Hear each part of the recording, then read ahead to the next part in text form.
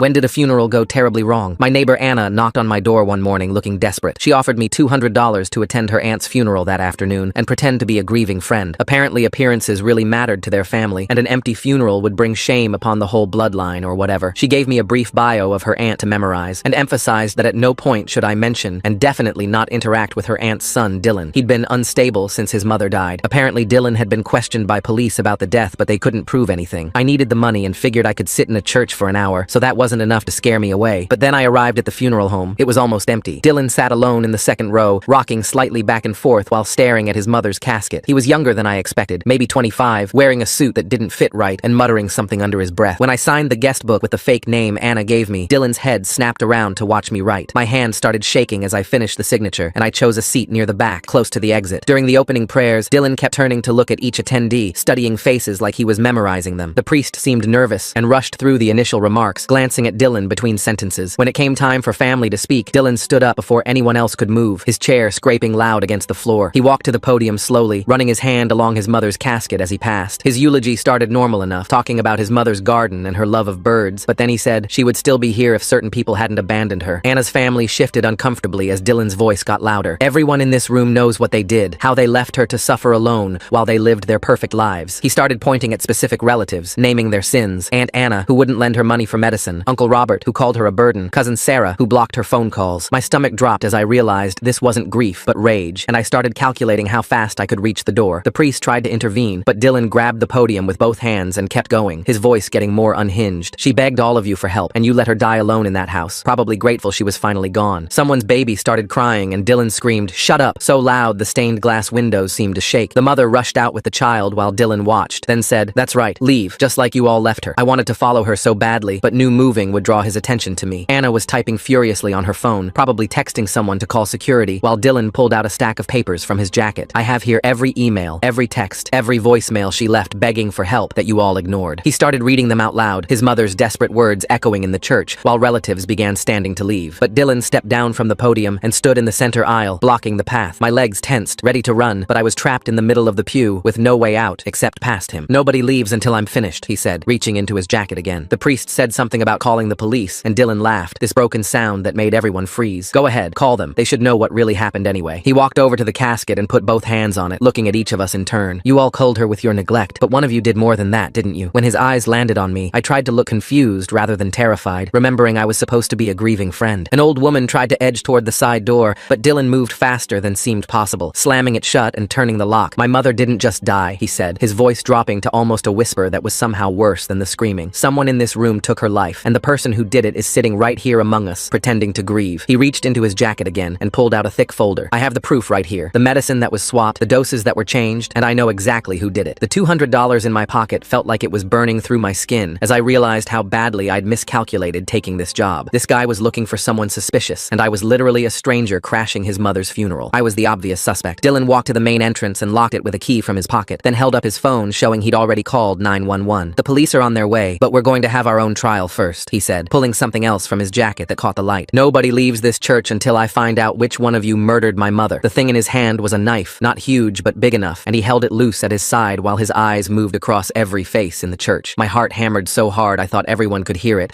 and I grabbed the pew in front of me to keep my hands steady. Dylan walked to the front row and pointed at an old man sitting there. "You, what's your name and how did you know my mother?" The old guy's voice shook as he said he was a distant cousin who hadn't visited in 3 years. Dylan made him stand up and explain why he stayed away so long. The cousin looked at the floor and admitted he stopped coming after Dylan's mother kept asking him for money. Dylan's face went dark and his hand tightened on the knife, but he moved to the next person, working down the row. I counted 14 people between him and me, trying to figure out what I'd say when he got to my seat. Anna's phone started buzzing over and over, and Dylan spun around and yelled at her to turn it off. She fumbled with it, her hands shaking bad, and I saw the screen before it went black, showing missed calls from someone labeled security. The priest stepped forward with his hands up and suggested we all pray together for Dylan's mother's soul. Dylan laughed, this bitter sound that made my skin crawl. "Prayer won't bring her back or tell us who switched her heart pills with sugar pills." My stomach turned as he explained how he found the bottles hidden in her bathroom after she died. He'd tested them himself and found out someone had been replacing her medication bit by bit, making sure her heart would give out. Uncle Robert shifted in his seat and said, "Maybe she just forgot to take the real pills sometimes." Dylan slammed his hand down on a pew so hard that everyone jumped. "She was obsessive about her medication," he screamed. "She had a chart, alarms, everything." Through the stained glass windows, red and blue lights started flashing, and I could hear car doors slamming outside. The cops were here, but Dylan didn't didn't seem to care at all. He kept going with his interrogation, moving to the next person in line. My phone vibrated in my pocket, probably Anna trying to tell me what to say, but I didn't dare reach for it. I kept my eyes down and tried to look sad instead of scared out of my mind. Dylan reached the second row and stopped at a woman who looked about 60. She said she was from his mother's book club, but hadn't been to a meeting in months. Dylan got right in her face and demanded to know why she abandoned a sick woman who needed friends. The woman started crying and said she couldn't handle watching someone deteriorate like that. Dylan stepped back and looked disgusted. So you left her to die alone because it was too hard for you to watch? The woman nodded through her tears, and Dylan moved on to the next person. Outside, someone was using a megaphone, but I couldn't make out the words through the thick church walls. Dylan ignored it completely, focused on his investigation. He questioned each person like a prosecutor, making them explain their relationship to his mother and why they weren't there when she needed them. One man admitted he owed her money and had been avoiding her. A woman said they'd had a fight about politics and stopped talking. Each confession made Dylan angrier, his knuckles white around the knife handle. When he finished the second row, he looked back at all of us. Every single one of you failed her, but one of you did more than that. He pulled out his phone and showed us a photo of pill bottles. These were supposed to keep her alive, but someone made sure they wouldn't. Anna was texting frantically now, not even trying to hide it, and I saw her type something about a back exit. But Dylan had already thought of that because he walked over and checked the side door again, making sure it was still locked. The priest tried once more to reason with him. Dylan, your mother wouldn't want this. She'd want you to find peace. Dylan spun around so fast the priest stepped back. You don't know what she wanted. None of you do, because none of you were there. He started toward the third row where I was sitting, and my whole body went cold. There were only 4 people ahead of me now. The first was an older woman who said she was a neighbor. Dylan asked her how often she checked on his mother. The woman admitted she hadn't visited in over a month because Dylan's mother had become paranoid and accused her of stealing. Dylan nodded like this confirmed something he already knew. She was paranoid because someone was gaslighting her, moving things in her house, making her think she was losing her mind. The next person was a younger guy who said he delivered groceries to her sometimes. Dylan questioned him about what he brought and when, taking notes on his phone. I wonder what Anna was thinking, sending someone to pose as a friend at this funeral when she clearly knew Dylan was unstable. There's something really off about this whole setup. Why would she need to pay someone $200 just to sit? The delivery guy mentioned that someone else had been ordering groceries for her lately, changing her usual orders. Dylan's eyes lit up like he'd found a clue. Who was ordering for her? The guy said he didn't know, just that the orders came through the app with different payment info. Dylan moved to the person right in front of me, and I could smell his sweat and something else, maybe fear or rage or both. The person in front of me started shaking as Dylan questioned them about visiting his mother last month. Their answers came out broken, and Dylan wrote everything down before moving on. A woman near the front row suddenly burst into tears, her shoulders heaving as she tried to speak. She managed to say something about how Dylan's mother had become too negative. Dylan's hand moved to his jacket pocket, and I saw his fingers wrap around something inside. The priest had been inching toward the side door during the questioning, taking tiny steps whenever Dylan looked away. Dylan's head snapped toward him, and he barked an order for the priest to sit down immediately. The priest froze mid-step, and Dylan pulled his hand from his pocket, holding a small knife that caught the light. He walked to the side door and pushed against it, showing us how it wouldn't budge. He jammed it from the outside before the service started, he explained, planning this whole thing. My heart pounded so hard I thought everyone could hear it as Dylan walked back to the center aisle. Sarah suddenly shot up from her seat 3 rows ahead of me, her voice cracking as she called this insane. She said grief was making Dylan paranoid and he needed help, not revenge. Dylan spun toward her so fast that several people gasped, pointing his finger at her face. He said she had access to his mother's house and worked at a pharmacy, making her the perfect suspect. Sarah's face went white as she admitted working at a pharmacy but insisted she'd never hurt her aunt. Dylan reached into his folder and pulled out a photo, holding it up for everyone to see. It showed Sarah's work ID badge next to a receipt for heart medication purchased with her employee discount. The date on the receipt was 2 weeks before his mother died. Sarah's mouth opened and closed like she was trying to speak, but no words came out. A man I hadn't noticed before spoke up from the back corner, identifying himself as the funeral home manager. He said we needed to let the police handle this situation properly. Dylan laughed, this harsh sound that made my skin crawl, saying the police already failed once. They didn't investigate properly when his mother died, so now he was doing their job for them. My stomach churned as I realized my turn was coming, and I'd have to explain how I knew his mother. The bio Anna gave me was just basic facts about her gardening and church activities. It wouldn't hold up under real questioning from someone who actually knew her life. Dylan moved to the next person, an elderly man who could barely stand from fear. The questioning went on for what felt like hours, but was probably only minutes. Then Dylan pulled out his phone and held it up, pressing play on a voicemail. His mother's voice filled the church, weak and desperate, begging Anna for just $50 for groceries. The message continued, and we heard Anna's voice respond coldly that she was done enabling her sister. Anna's face went completely white as everyone turned to look at her. Dylan played another message, his mother sounding even weaker, mentioning that she hadn't eaten in 2 days. Then another where she begged Uncle Robert for help with her electric bill before they shut off her power. Uncle Robert stared at the floor as his wife grabbed his arm. Dylan kept playing messages, each one more desperate than the last. His mother's voice grew weaker in each recording, mentioning chest pains that kept her up at night. She described shortness of breath that made it hard to walk to the kitchen. Several relatives looked away or covered their faces as the messages played. One message had his mother crying, saying she could feel her heart skipping beats but couldn't afford the doctor. Another had her begging Sarah Sarah to pick up her prescription, saying she'd pay her back somehow. Sarah was crying now, shaking her head like she wanted to deny it all. The priest cleared his throat and offered to call Dylan's mother's doctor to verify her medical condition. Dylan said the doctor already confirmed she died of heart failure, which everyone knew. What he wanted to know was who caused that heart failure by denying her help and medicine. An older man I hadn't noticed before slowly stood up from a back pew. He identified himself as Dylan's mother's brother and said Dylan needed professional help. He insisted his sister's death was natural, and this paranoia was a symptom of Dylan's mental breakdown. Dylan's face turned red as he stared at his uncle, his hand tightening on the knife. The uncle kept talking, saying Dylan had always been unstable, even before his mother got sick. He mentioned incidents from Dylan's childhood, times he'd acted out violently or made false accusations. Dylan started walking toward his uncle, each step deliberate and measured. Everyone in the church seemed to hold their breath as Dylan got closer to the man. The uncle didn't back down, maintaining eye contact as Dylan approached him. When Dylan was just feet away, the uncle said something about getting Dylan committed for evaluation. That's when we heard the sirens getting closer, multiple police cars from the sound of it. Dylan stopped just inches from his uncle's face and reached into his folder again, pulling out a grainy black and white photo. His hands shook slightly as he held it up for everyone to see. The picture showed someone at a pharmacy counter, but the quality was so bad you could barely make out if it was a man or woman. Dylan pointed at the figure in the photo and then at Sarah, who was sitting 3 rows behind me. Sarah stood up fast, her purse falling off her lap and spilling lipstick and tissues across the floor. She kept shaking her head while Dylan walked toward her holding the photo higher. The timestamp on the photo said it was from 3 weeks before his mother died. Sarah grabbed the photo from his hands and stared at it, then held it up toward the stained glass windows, trying to get better light. Her face went pale as she looked closer at the blurry figure. Dylan's phone started ringing loud in the quiet church, and everyone jumped at the sudden noise. He looked at the screen, and his expression changed from angry to confused. After 3 more rings, he answered and immediately put it on speaker without saying hello. A woman's calm voice filled the church, introducing herself as Detective Cardenas. She asked Dylan to please let the elderly people and children leave the church right away. Dylan walked back toward the main door and stood in front of it with his arms crossed. He told the detective that nobody was leaving until someone confessed to killing his mother. The detective's voice stayed calm as she asked what evidence he had besides the medication that had been tampered with. Dylan set his phone on a pew and started pulling more papers from his folder. He said he found searches on his mother's computer for untraceable poisons from 2 days before she got sick. Anna suddenly gasped from her seat near the front